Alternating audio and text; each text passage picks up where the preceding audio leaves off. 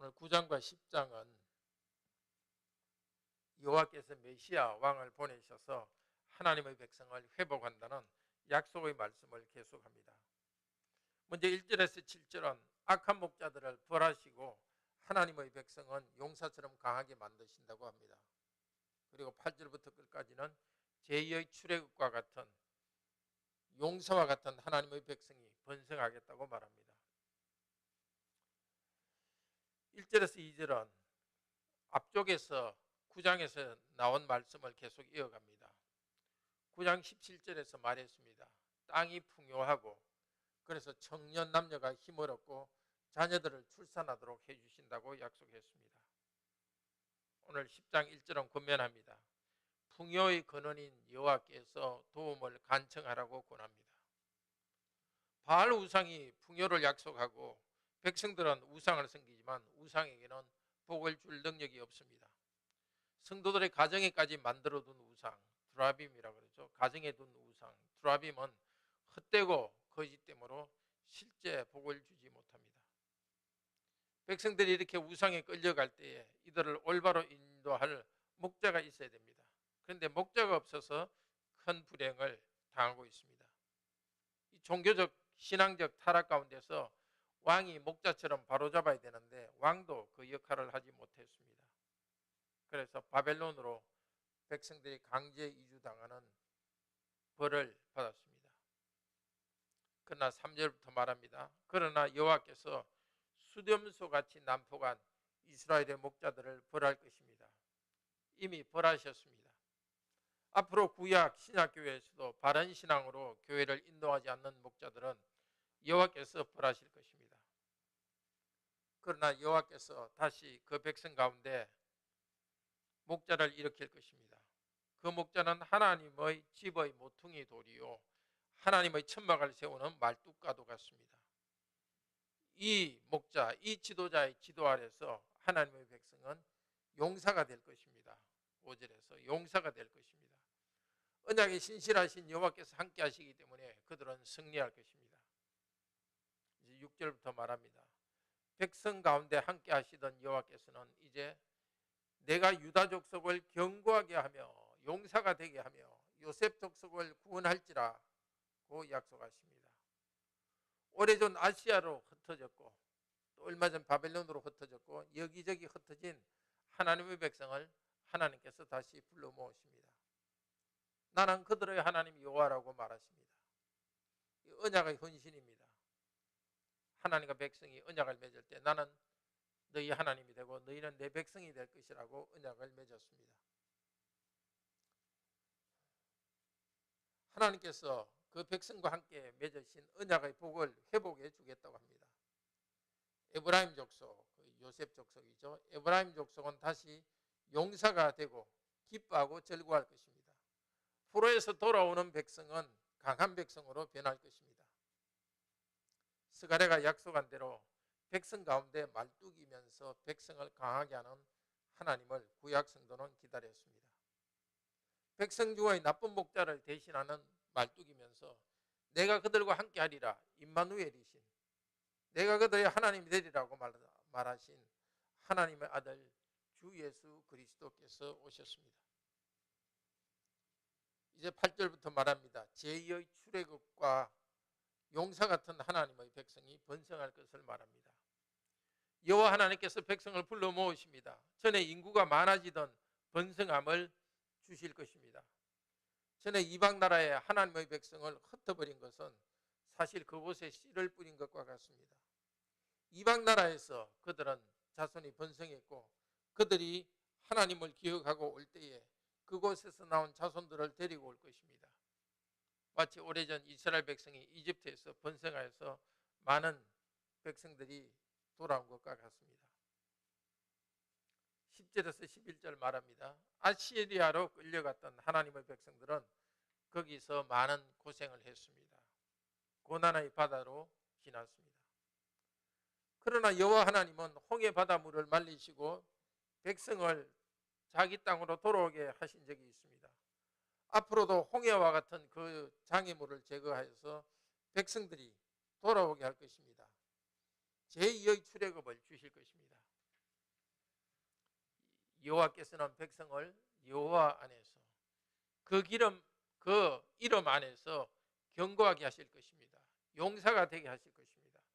여호와의 이름을 의지하여서 왕래하는 복을 주실 것입니다. 왕래한다는 것은 하나님과 손을 잡고 동행하는 것을 말합니다. 에덴 동산에서 하나님께서는 아담과 함께 거니셨습니다. 산책하시면서 친교를 나눠주셨습니다. 그리고 아브라함을 택하여서 너는 내 앞에서 행하여 완전하라고 언약의 파트너로 불러주었습니다.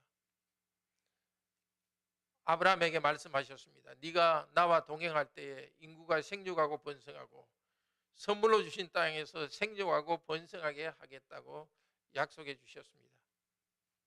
여호와 하나님은 계속 백성들과 함께 왕래합니다.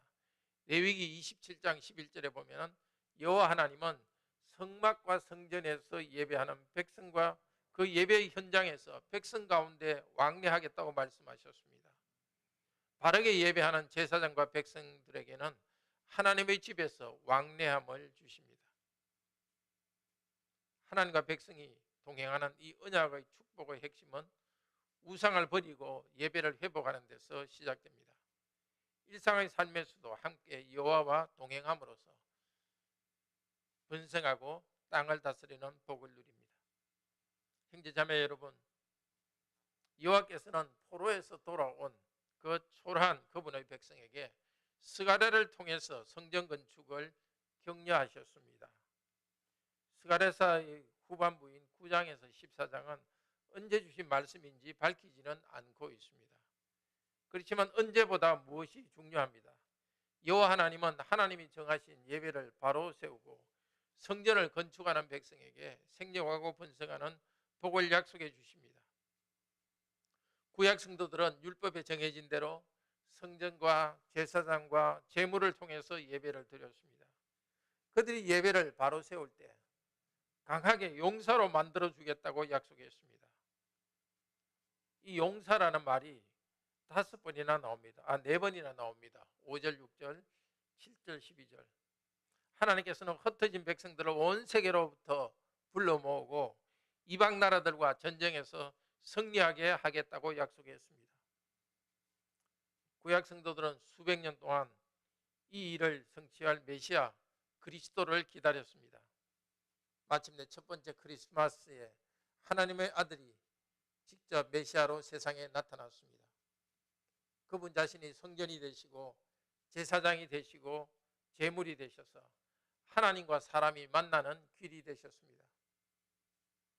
지금 삼위 하나님께서는 온 세상으로부터 하나님의 백성을 새로운 성전인 교회로 불러 모으고 있습니다.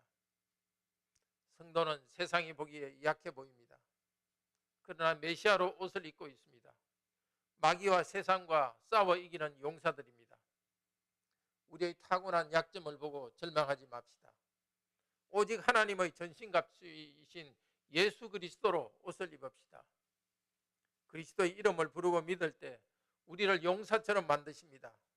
하나님 앞에서 예배하며 일상 가운데서 우리의 직분을 다하며 걸어가게 하십니다. 디모데후서 1장 7절 8절 우리에게 큰 위로를 주십니다.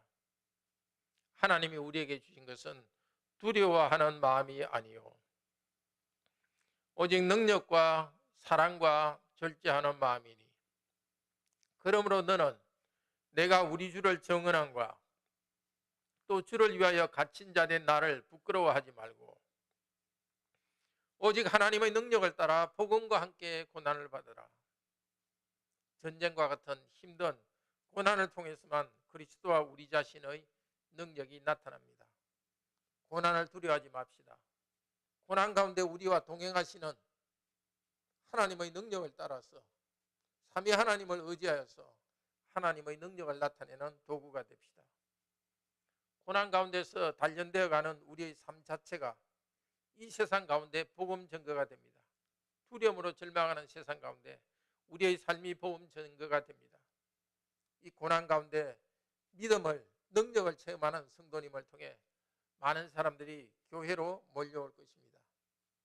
포로된 곳에서 생존하여 영적 자손을 이끌고 돌아오는 복의 근원으로 삼아주신 것을 감사하고 찬양하면서 오늘 하루를 시작합시다.